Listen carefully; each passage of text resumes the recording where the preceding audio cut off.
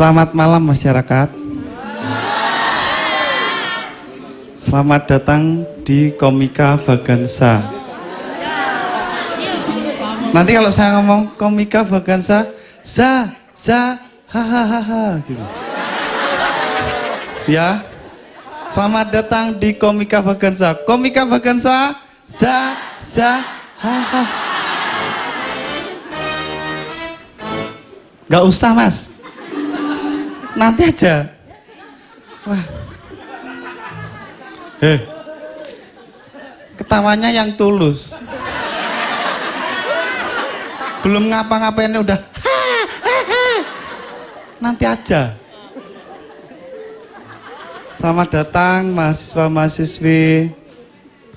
Ini kok ada ibu-ibu lihat stand up ya?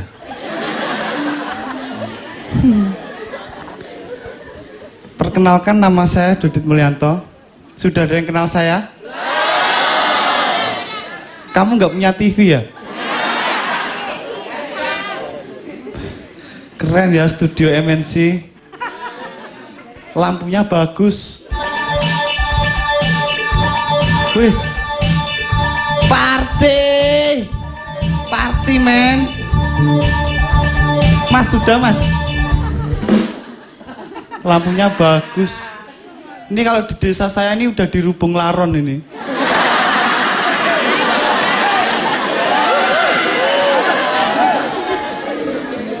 Ini adalah acara stand up. Namanya Komika Vagansa.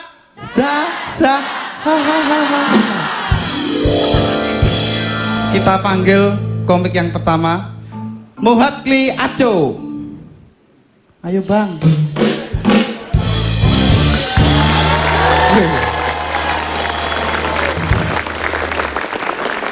Assalamualaikum. Waalaikumsalam. Bang, ya. Ini aku nge-host pertama kali. Iya, ini gue juga tampil pertama kali. Tos lagi dong. Gimana kabarnya, sehat? Alhamdulillah sehat. Terus? Gue aja nge-host ya? Iya udah. Ya, gimana kabarnya Mas Dodit? Saya agak sakit bang. Agak sakit ya? Badan saya biduran, gatal-gatal. Penyakit orang kampung, biasa. Iya. Gimana, udah siap stand up? Siap. Siap ya? Siap. Kita sambut Muhatli Aco.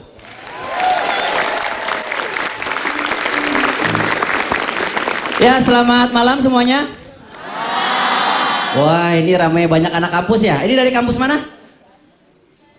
Kok malu sih, lu nggak tahu lu kuliah di mana gitu? Universitas Indonesia, tepuk tangan dong.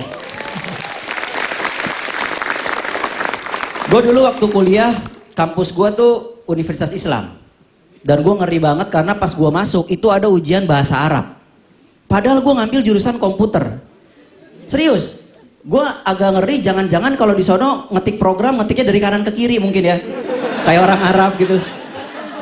Tapi beneran itu kampus ada tes bahasa Arab. Padahal gue ngambil jurusan komputer. Gue dari anak IPA gitu. Saat itu yang gue pikir satu, gue harus nyontek. Ya. Cuman gue ngeri karena gue takutnya saat gue nyontek pilihan gandanya diganti huruf ABCD-nya jadi huruf Arab. Itu susah. Karena kalau huruf biasa itu kalau nyontek enak. Cok nomor 3, C. Kalau huruf Arab nggak bisa. Cok nomor 3, Ain. Susah itu. Udah gitu kalau di universitas negeri itu kalau kita udah mau lulus sebelum skripsi itu ada yang namanya KKN, kuliah kerja nyata. Jadi kita ke kampung-kampung, kita membangun desa gitu. Nah gue waktu itu pas ke Subang, lagi acara 17 Agustus. Akhirnya gue bikin lomba badminton, hadiahnya ayam. Serius, ayam hidup. Jadi mereka main badminton, gue di pinggir lapangan, gue pegangin ayamnya. Itu mereka main, gue liatin tampang ayamnya tuh kayak yang cie, perebutin gue.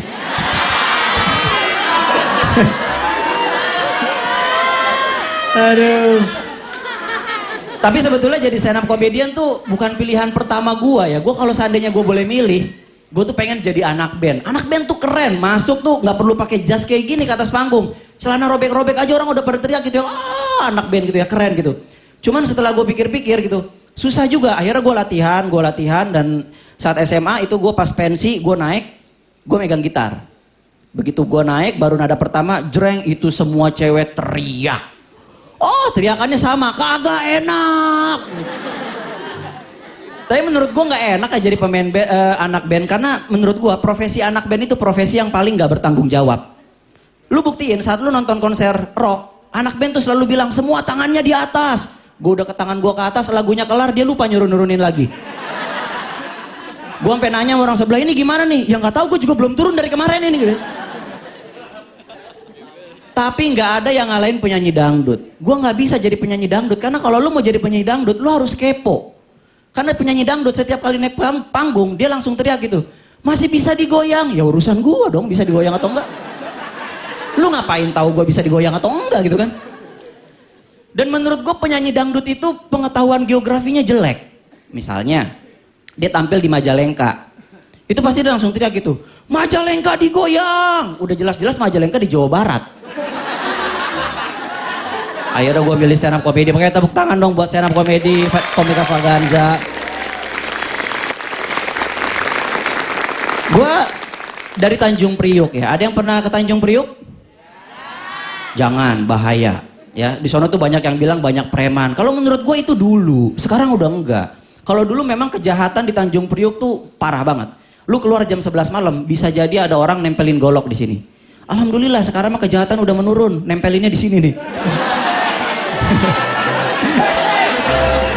Menurun kejahatannya, bagus itu. Jadi katanya penyebabnya gara-gara jalanannya gelap. Jadi banyak yang kejahatan. Akhirnya sekarang dipasangin lampu jalan, dipasangin CCTV. Alhamdulillah udah nggak pernah lagi kelihatan ada kejahatan. Tapi CCTV-nya hilang. Sebetulnya sih Tanjung Priuk tuh nggak serem-serem amat lah ya. Mungkin orang kalau yang nggak tahu, wah Tanjung Priuk kan serem. Enggak, di sana manusia biasa juga gitu. Nggak ada Pak RT-nya pakai tato jangkar kapal, nggak ada gitu. Biasa aja gitu. Cuman memang di sana tuh kayak misalnya macet, wah macetnya tuh parah banget. Memang kita tuh kalau di Jakarta paling macet tuh termasuk Tanjung Priuk kalau menurut gua. Di jalan kita bisa 2 jam sampai 3 jam gitu. Kadang-kadang gua tuh kalau di jalan menghibur diri aja gua sambil bawa mobil nyetel lagu Katy Perry. Sejam pertama Katy Perry masih nyanyi, masih macet. Ke jam kedua Katy Perry masih nyanyi. Sampai ke jam ketiga Katy Perry berhenti nyanyi, bilang, "Bang, Katy aus." Paling ya serem-seremnya begitu doang gitu. Nggak ada serem-serem mistis kalau di sana tuh nggak ada. Karena kita tuh nggak punya pohon. Adanya kontainer. Jadi kuntilanak tuh bingung mau hangout di mana, dia bingung. Iya, malam Jumat dia udah catokan. Aduh, nongkrong di mana ya gitu, nggak ada pohon. Ada kontainer, nangkring di atas kontainer. Kelihatan Satpol PP disuruh turun gitu. Ngapain lu di atas? Kuntilanak bang, alah nyolong besi tua kan, turun dia. Lu mau setan apa lagi di Tanjung Priuk coba? Suster ngesot nggak bisa, jalanan kita bolong-bolong, sekali ngesot korengan di sini nih. Nggak bisa.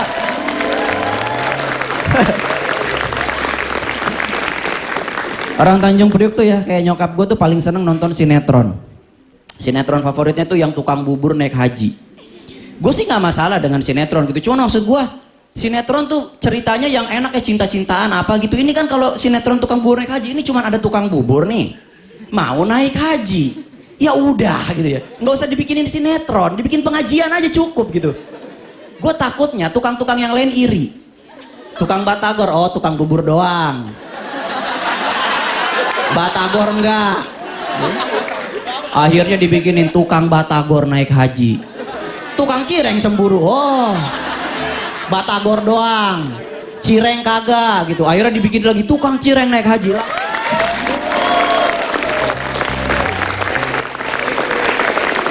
Gue sih paling seneng nonton film ya, itu film action. Gue nggak suka film India, karena kalau film India itu romantis sih, tapi cium gak pernah nyampe. Ya kan, lu perhatiin deh film India, baru mau cium tiba-tiba dar hujan, dia nyanyi. Maksud gua apa nggak bisa dicium aja dulu, abis itu terserah lu mau nyanyi juga. Coba lah film India, putus cinta joget, dipecat dari pekerjaan joget, ditinggal sama orang tuanya joget gitu. Kayaknya semua masalah tuh bisa diselesaikan dengan joget gitu. Dan yang gue bingung dari film India dia, itu setiap dia jalan, dia lagi galau, dia sendiri jalan, tiba-tiba di lapangan udah ada 10 orang lengkap kostumnya siap ngejogetin dia. Ini orang datangnya dari mana gitu. Jangan-jangan di India itu ada profesi namanya joki joget. Jadi kita lagi galau, dateng gitu, tiba-tiba, ayo bang joget bang, gitu. Ada yang nawarin gitu. Tapi ya itulah film Indonesia gitu ya, film India apa segala. Untung stand up komedi tampil, jadi bisa sebagai alternatif. Tepuk tangan lagi dong buat MNC. Di sini banyak cewek-cewek gue lihat cantik-cantik ya gitu. Gue pernah berantem sama cewek gue gara-gara dandan. Gue nggak ngerti kenapa dandanan cewek tuh macem-macem banget perawatannya gitu ya. Alis aja dibikin melengkung, itemnya udah kayak gue nggak tahu itu apaan, apa kuah cumi kali ya. Lipstiknya tuh ya, ada lipstik yang merah kayak habis kejepit angkot tuh nggak. Tapi setelah gue pikir-pikir memang ternyata tradisi dandan tuh emang dari zaman dulu gitu. Gue baca di internet tuh memang ada yang namanya tradisi dandan dari zaman Yunani kuno. Itu emang aneh-aneh. Bahkan di zaman Inggris kuno dulu, cewek tuh ada namanya terapi lintah. Serius, jadi di wajah itu ditempelin lintah biar disedot dikit darahnya jadi agak pucat. Jadi wajahnya agak putih. Serius gue ada, lu baca di internet deh. Ini fakta. Cuman menurut gue treatment ini nggak cocok buat cewek Indonesia karena kulit kita sawo matang. Kita pucatnya bukan putih, ungu. Ya kan?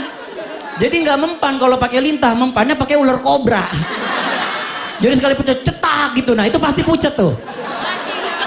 Yang pucat bukan cuma dia, sekeluarga pucat gitu. Wah anak gue dipatok ular gitu. Ya tujuannya satu, biar enak foto-foto. Ya kan cewek kan kayak gitu. Makanya cewek tuh kalau foto-foto zaman sekarang ribetnya minta ampun. Kalau kita foto ini cekrek, dia lihat. Mana lihat dong. Ah pipi aku gendut banget. Lu kalau mau kurus mah diet gitu ya. Kenapa tugas bikin lu kurus diserahkan ke fotografer? Itu kan nggak adil ya. Diulang. Ini jangan-jangan cewek kayak gini. Itu fotonya diulang kalau foto ronsen.